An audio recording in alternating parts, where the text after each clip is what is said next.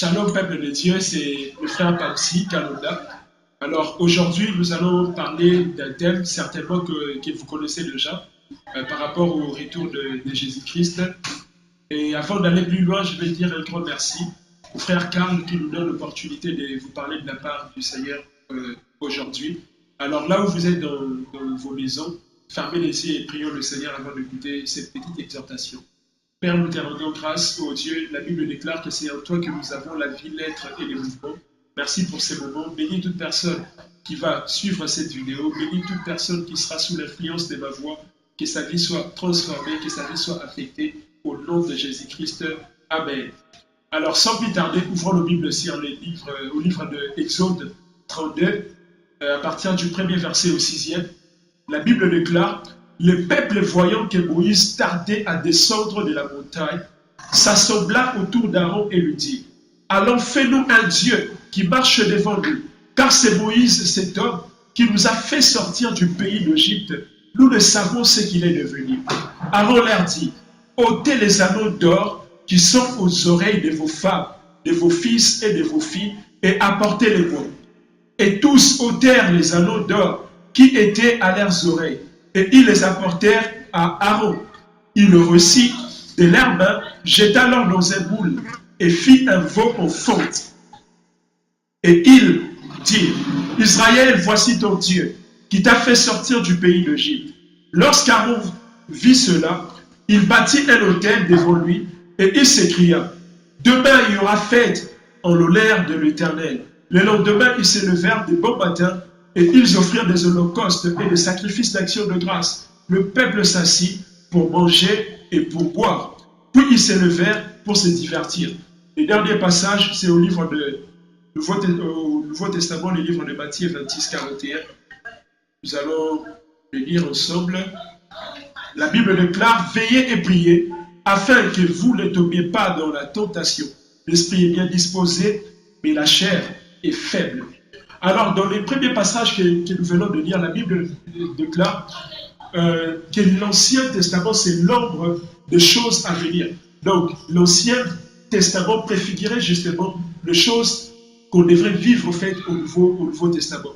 Et là, nous voyons la Bible nous parler d'une histoire concernant le peuple de Dieu qui était en esclavage en Égypte et que Dieu avait utilisé Moïse afin de libérer son peuple qui était en esclavage. Alors, nous savons tous que l'Égypte, c'est l'image du monde.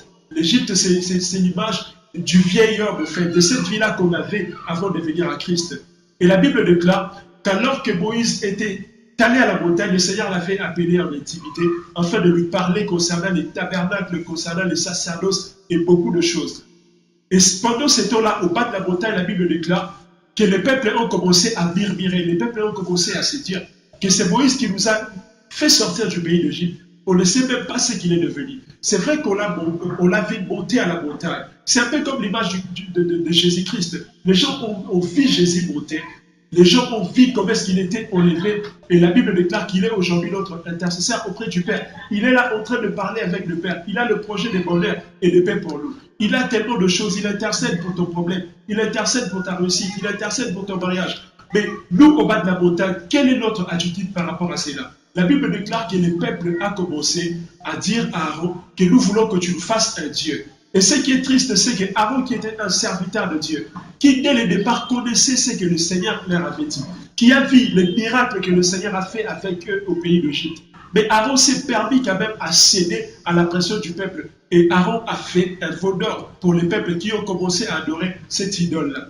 Et c'est ce qui est, au fait, la réalité, la triste réalité que nous vivons aujourd'hui. Où beaucoup de serviteurs de Dieu, dans plusieurs églises aujourd'hui, les gens commencent à prêcher l'évangile qui n'est plus inspiré de Dieu. Les gens ne prêchent plus l'évangile pour ramener les cœurs des enfants vers le Père, comme nous le dit Malachie. Mais aujourd'hui, les gens commencent à dire les choses pour plaire aux fidèles. Les gens ont peur de prêcher l'évangile pire, de peur que leurs églises soient vidées. C'est ce que nous vivons aujourd'hui et c'est ce qui est triste. Serviteur de Dieu, tu n'as pas besoin de changer l'évangile parce que tu as peur que les gens ne viennent plus dans ton église. Tu dois prêcher l'évangile. Jésus-Christ revient et c'est une réalité. Aaron a fait un veau d'or et ils ont commencé à adorer ces veau d'or. Et la Bible déclare qu'ils se sont levés en fait de manger et de boire. C'est ce que nous vivons aujourd'hui. Les gens se livrent à l'impudicité, se livrent à l'alcool. Les gens veulent boire, les gens veulent manger, les gens veulent staffer, comme on le dit couramment dans les rues. Les gens ont oublié Dieu. Ils se disent que c'est Moïse, on ne sait même pas ce qu'il est devenu. C'est vrai que tu as reçu le Seigneur, il t'a fait sortir d'Égypte. Mais parce qu'une promesse tarde dans ta vie, tu as abandonné la foi, tu as commencé à boire, tu as commencé à te livrer dans le péché. Bien-aimé dans le Seigneur, le retour de Jésus, ce n'est pas une utopie. Le retour de Jésus, c'est une réalité. Jésus vient. Jésus n'a pas menti à Abraham. Ce n'est pas à toi qu'il va mentir. Ce n'est pas parce qu'il y a une promesse tarde dans ta vie que le Seigneur, que tu dois abandonner le Seigneur. Et même s'il tardait à venir, la mort pourra aussi te surprendre. Parce que la Bible nous démontre clairement que tous ces gens-là qui s'étaient corrompus, ils n'ont pas pu voir Canaan. Si tu te corromps aujourd'hui, tu ne sauras jamais vivre les promesses de Dieu dans ta vie. Tu as besoin de rester fidèle à Dieu. Tu as besoin de rester fidèle à ce que le Seigneur t'a dit. Parce que le Seigneur vient. La Bible déclare au livre de Matthieu, le deuxième passage qu'on a lu, que nous devons veiller et prier. Parce que quand le Seigneur viendra, on ne sait pas quand. La Bible dit qu'il y aura deux personnes qui seront sur un même lit. L'autre sera enlevé et l'autre ne sera pas enlevé. Il y aura d'autres personnes qui sera au champ, qui est l'image du travail. Tu seras peut-être dans ton bureau. Tu remarqueras soudain d'autres collègues, tu ne les verras pas. Tu resteras du coup seul à ton bureau. Tu ne sais pas.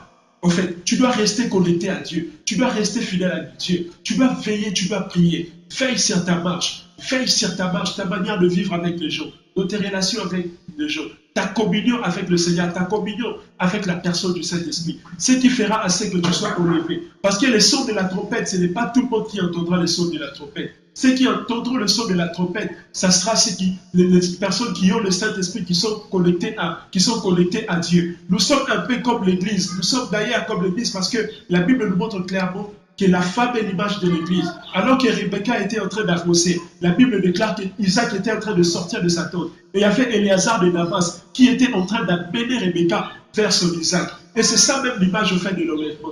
Où le Seigneur Jésus-Christ serait en train de sortir, de venir dans les airs. Et nous aussi, notre Éléazar, qui est le Saint-Esprit, serait en train de nous amener vers le Seigneur Jésus-Christ, afin que cette rencontre-là s'efface et que l'on soit enlevé. Ce message, ce n'est pas un message de condamnation, mais je viens t'interpeller, c'est plutôt un message d'amour, que le Seigneur t'aime et que tu as besoin de Dieu dans ta vie. Conforme ta vie à la parole de Dieu, et le Seigneur ne manquera pas de te bénir. Le Seigneur viendra, je l'ai dit tout à l'heure, comme un voleur. Un voleur, quand il vient, il ne vole pas toute la maison. Il prend des choses qui sont précieuses. Quand le Seigneur viendra, il prendra ses intimes, les gens qui lui sont précieux. Que le Seigneur vous bénisse dans vos maisons. Soyez bénis et à la prochaine. Everything you do, Jehovah.